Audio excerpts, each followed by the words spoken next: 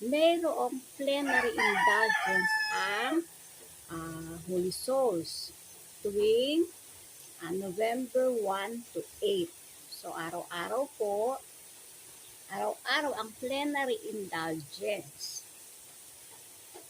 Alam naman po natin ang standard conditions. Ang Holy Mass, ang Holy Communion, Confession, no attachment to sin, even venial sin. Ayun po, at ito, pupunta tayo sa sementeryo upang ipagdasal ang ating mahal sa buhay. Baka naman, pumupunta ng sementeryo,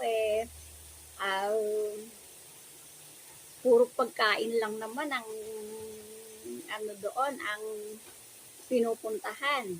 At saka reunion. Kailangan magsambit tayo ng panalangin para sa ating mga mahal sa buhay.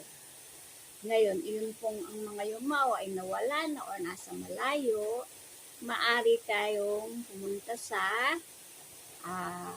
simbahan upang doon sila ay ipanalangin. Ito po, mayroon silang plenary indulgence na agad-agad maaari silang makaalis sa purgatorio sa pamamagitan ninyo, sa pamamagitan ng ating mga panalangin.